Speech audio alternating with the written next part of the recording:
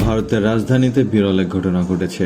দীর্ঘ এক দশকেরও বেশি সময় ধরে শক্ত অবস্থান ধরে রাখা প্রধানমন্ত্রী নরেন্দ্র মোদীর এবার ছাত্র আন্দোলনের চাপের মুখে একটি বড় রাজনৈতিক সিদ্ধান্ত নিতে বাধ্য হয়েছেন।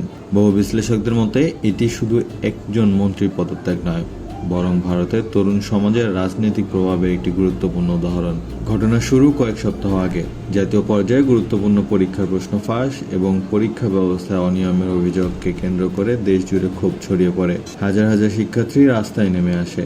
তাদের দাবি ছিল শিক্ষা ব্যবস্থার স্বচ্ছতা, পরীক্ষা সংস্কার এবং কেন্দ্রীয় শিক্ষামন্ত্রী ধর্মেন্দ্র প্রধানের পদত্যাগ। এই আন্দোলনের নেতৃত্ব দেন ককরোচ জনতা পার্টি সিজেপি নামে পরিচিত একটি যুব আন্দোলন।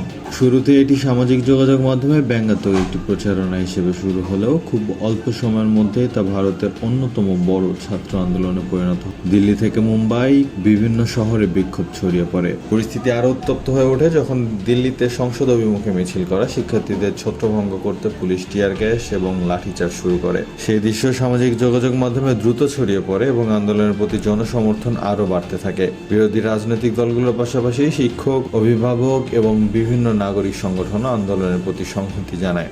শুরুর দিকে মোদী সরকার শিক্ষামন্ত্রী পদত্যাগের দাবি প্রত্যাখ্যান করেছিল, কিন্তু আন্দোলনের পরিধি যত বাড়তে থাকে সরকারের উপর রাজনৈতিক চাপও তত বৃদ্ধি পায়। শেষ পর্যন্ত শিক্ষামন্ত্রী ধর্মেন্দ্র প্রধান পদত্যাগ করেন। এরপর আন্দোলনের নেতারা দাবি করেন তাদের প্রধান দাবিগুলো সরকার গ্রহণ করেছে এবং তারা কর্মসূচি স্থগিত করার ঘোষণা দেন। ব্লুমবার্গের বিশ্লেষণে বলা হয়েছে 2014 সালে নরেন্দ্র মোদী ক্ষমতায় আসার পর জনচাপের মুখে এ ধরনের বড় রাজনৈতিক ছাড় খুব কমই দেখা গেছে। বিশ্লেষকদের মতে দ্রুত সিদ্ধান্ত নিয়ে সরকার রাজনৈতিক ক্ষতি সীমিত রাখার চেষ্টা করেছে।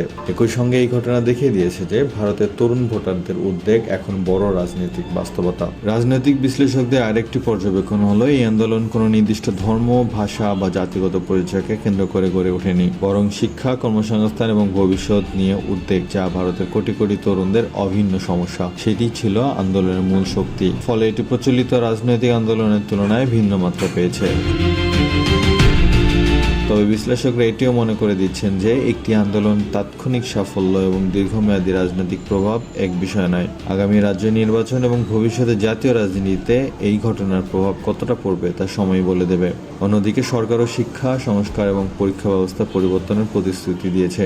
সব মিলিয়ে ভারতের সাম্প্রতিক ছাত্র আন্দোলন একজন শিক্ষামন্ত্রী পদত্যাগে সীমাবদ্ধ নয়। এটি দেখিয়ে দিয়েছে শিক্ষা, কর্মসংস্থান এবং জবাবদিহির মতো ইস্যুতে সংগঠিত তরুণদের কণ্ঠস্বর জাতীয় রাজনীতিতে গুরুত্বপূর্ণ প্রভাব ফেলতে পারে। এখন সবার নজর থাকবে সরকার প্রতিশ্রুত সংস্কার বাস্তবায়ন করতে পারে কিনা এবং এই আন্দোলন ভবিষ্যতে নতুন কোনো রাজনৈতিক পরিবর্তনের সূচনা করে কিনা।